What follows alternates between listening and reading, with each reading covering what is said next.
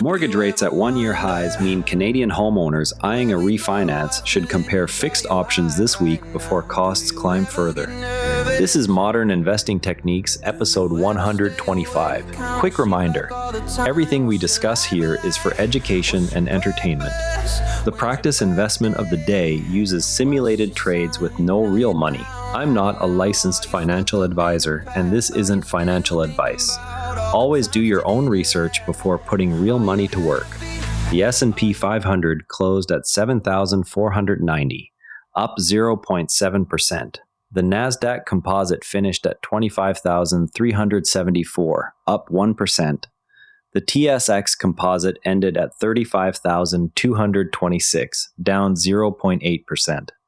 84% of S&P 500 companies have beaten earnings estimates so far this season, which keeps the broader backdrop constructive even while Canadian and U.S. markets moved in opposite directions.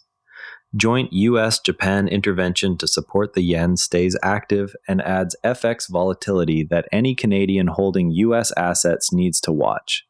Both the Bank of Canada and the Fed remain in holding patterns, with the next decision still weeks away. 15-year fixed mortgage rates reached a one-year high this week, which raises refinancing costs directly for Canadian borrowers. Remember, we covered DAL about 23 days ago on record revenue and margin resilience. It closed down 1.41%, underscoring that even strong fundamentals can be overridden by sector rotation. With rates moving and volatility in FX, let us look at a strategy Canadian investors are using inside tax-advantaged accounts to generate income. Covered call ETFs sell call options against equity holdings to generate extra income while retaining ownership of the underlying shares. Two such vehicles now yield above 25%, which makes the income look attractive in a sideways or mildly bullish market. The sold calls cap upside participation, and the underlying holdings can still decline sharply if sector rotation accelerates.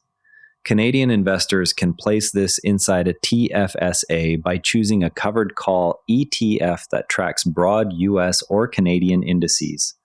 They then monitor the call strike relative to the current price to see how much upside is being traded away. The approach has historically performed best in low volatility regimes where collected premiums exceed modest drawdowns. It tends to lag in strong trending bull markets once the calls are exercised away. A same-day volume check above the 20-day average remains essential before treating any rebound in these ETFs as confirmed. The quiet change in risk comes from the fact that elevated yields now come with greater potential for the underlying assets to fall outside the covered range during sector rotation. Investors should therefore pair any allocation with a review of the ETF's holdings concentration and recent drawdown history before committing capital. Before placing any orders in these vehicles, it is worth understanding exactly how fills happen on volatile days. Imagine you place a market order for a U.S. equity ETF right after the open on a day when mortgage rate data surprises the market. Your order fills at $48.72, even though the last quoted price on your screen was $48.55. The bid-ask spread widened from 3 cents to 14 cents within the first 90 seconds as liquidity providers stepped back. Your market order crossed the wider ask while quoted depth on the bid dropped from 12,000 shares to fewer than 3,000. Professionals always check the depth of book and recent trade prints before sending a market order on news days. Retail investors who skip this step routinely pay 20 to 40 basis points more than necessary. The concrete misconception to avoid is assuming your brokerage's best execution guarantee eliminates slippage on fast-moving names. Speaking of disciplined entry points, here is what we are watching this week in the practice portfolio. This is a simulated trade for educational purposes only. No real money is involved. Today's focus is monitoring race on the NYSE in the consumer sector. Ferrari reported a second quarter earnings miss on both top and bottom lines. We are waiting for post-earnings stabilization above support rather than jumping in immediately. The defined trigger conditions are an RSI on the 14-day reading moving below 45, followed by a close above the 20-day moving average on volume at or above the 20-day average. The maximum acceptable loss remains 6% if the setup breaks below the most recent swing low. The target range sits at 3 to 6% over the 5-day window if support holds. Confidence sits at low because this remains a single-factor setup with no confirming volume or sector rotation yet. This watchlist approach demonstrates how to define precise trigger conditions before committing capital, turning an earnings miss into structured observation rather than an emotional reaction. While we wait for those levels, a couple of new tools crossed my desk this week that may help with screening. Options Play begins its Monday macro playbook with 7 fresh ideas generated by an early breakout detector. The Thursday beginner module covers the mechanics of buying calls and puts, which Canadian investors can use to screen for breakout candidates inside a TFSA without commissions on U.S. names. The Monday segment also incorporates market driver analysis and sector-level data that can be cross-referenced with existing holdings. ClearStreet's new platform gives accredited investors pre-IPO access to late-stage names such as Databricks, valued at $188 billion. Minimum tickets are lower than traditional venture channels, and the launch reduces the paperwork barrier that normally keeps individual investors out of private AI infrastructure names. Access requires an account with ClearStreet plus completion of accredited -investor verification. A few quick items before we wrap. More than 4/5 of S&P 500 companies have cleared earnings expectations this season, supporting a constructive backdrop for growth names even as Canadian markets lag. Joint intervention to support the yen remains active and can pressure USD CAD, which widens bid-ask spreads on U.S.-listed holdings for Canadian accounts.